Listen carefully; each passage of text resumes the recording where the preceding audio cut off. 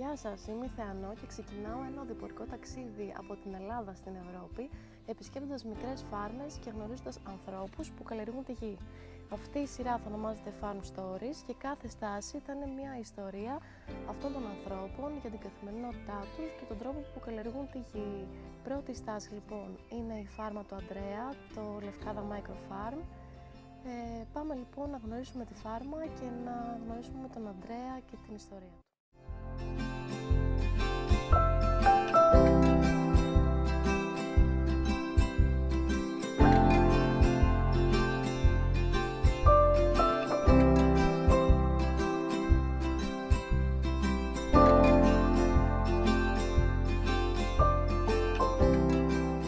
Βρισκόμαστε σήμερα στο Λευκάδα Micro Farm, στο πανέμορφο Νιδρή.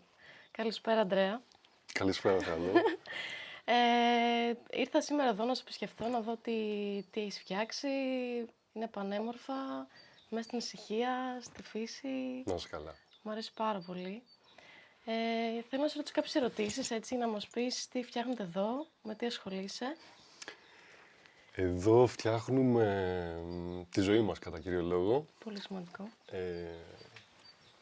Έχουμε ένα καλύτερο τρόπο διατροφής, σκέψης και ζωής γενικότερα.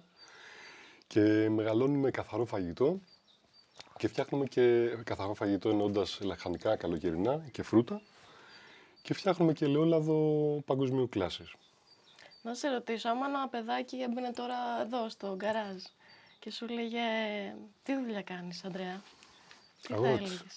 Θα έλεγες αγρότης. Micro farmer. Στην αγροτιά που λέμε, όπως παλιά. Κάποιος άνθρωπος... Τα νύχια μου έχουν χώμα. Ναι, αυτό εκεί καταλαβαίνεις. Ακριβώς. Τι δουλειά κάνεις. Κάποιος άνθρωπος, κάποια ιστορία που σε ενέπνευσε να κάνεις όλο αυτό εγχείρημα? Ο Μανώλης ο Μήλιος από τη Δράμα. Ναι. Στο Φωτόλιβο, ο οποίος ο άνθρωπος είναι πρωτοπόρος στην βιολογική καλλιέργεια στην Ελλάδα.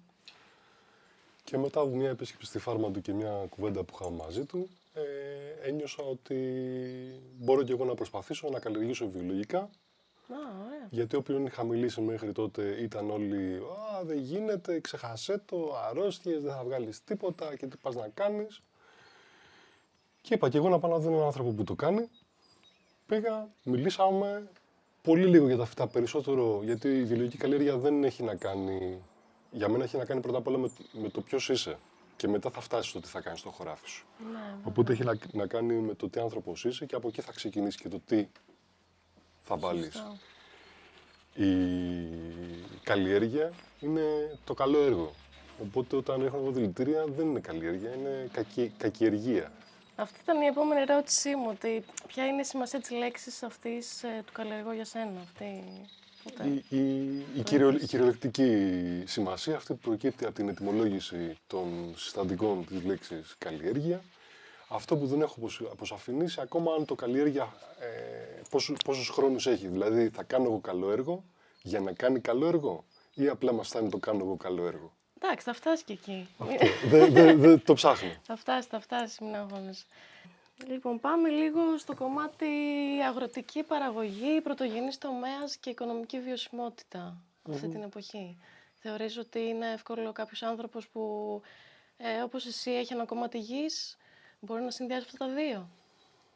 Αν το κάνει με όρους που το έκανε ο παππούς του, όχι. Αν το κάνει με όρους 2025, που σημαίνει ότι θα πρέπει να κάνει κάποιες κινήσεις οι οποίες θα εξαρτάται από αυτός, από την προσωπικότητά του πάλι. Δηλαδή, άλλος μπορεί να θέλει να πουλήσει business to business, άλλος να θέλει να πουλήσει business to client. Ναι. Αλλά θα πρέπει να υπάρχει ένα πλάνο και ένα σχέδιο. Ωραία, φτιάχνω. Τι θα το κάνω? Να τα έχεις όλα οργανωμένα. Το να περιμένω να μου το πάρει ο μανάβης του χωριού ή της γειτονιάς όσο πιθανότατα δεν θα είναι βιώσιμο. Ναι. Και πιθανότατα δεν θα είναι βιώσιμο κάτι το οποίο φτιάχνουν παραγωγοί οι οποίοι προμηθεύουν το Lidl, για παράδειγμα, ή κάποια άλλη μεγάλη αλυσίδα.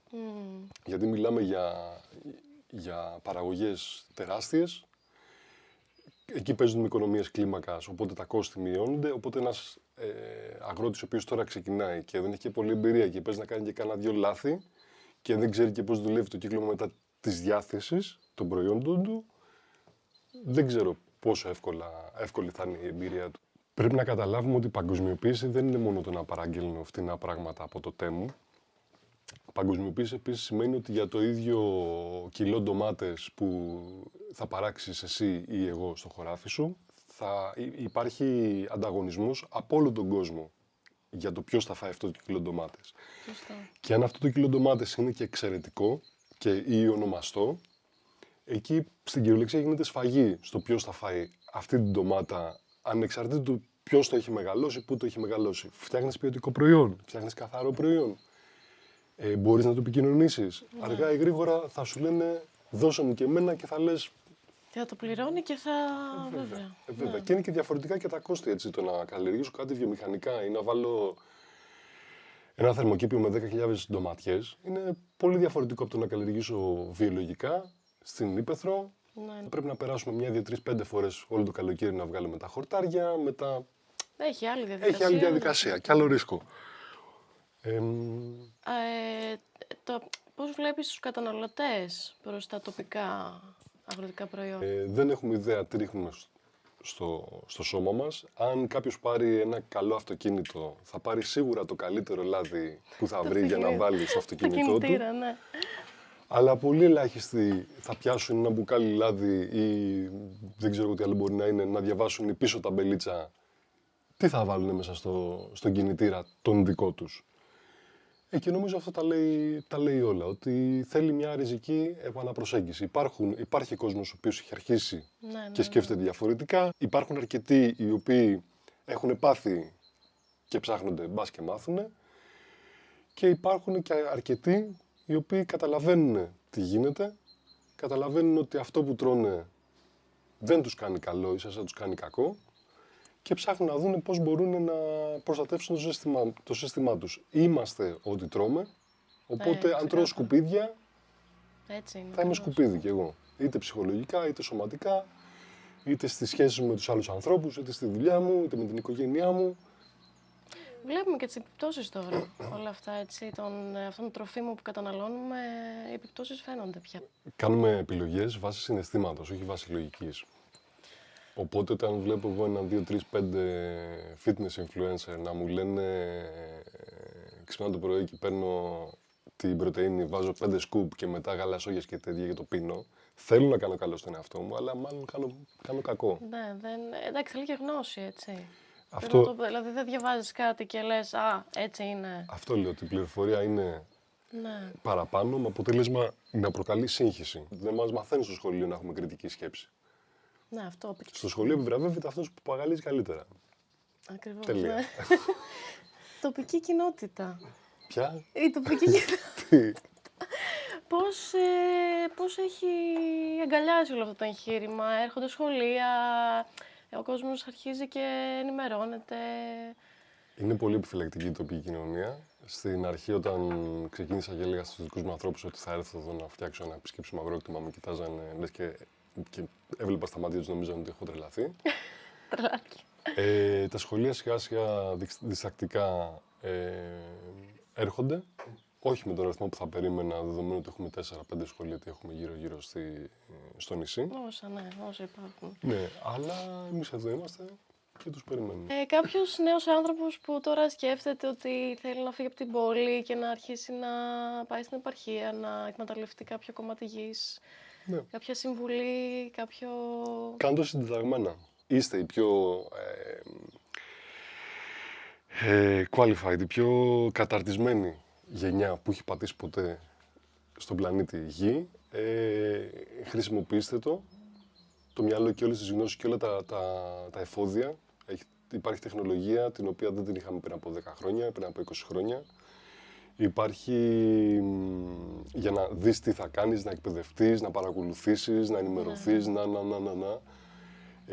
απλά μην παραλείπτουμε το κομμάτι βιωσιμότητα. Γιατί ό,τι και να κάνεις, όσο και να το αγαπάς, θα το κάνεις 1 χρόνο, 2 χρόνια. Άμα δεν υπάρχει μια χρηματορροή, θα φτάσεις σε ένα σημείο που θα αναγκαστείς να αλλάξεις το όνειρό σου στην καλύτερη, αν όχι να το παρατήσεις. Οπότε συντεταγμένα,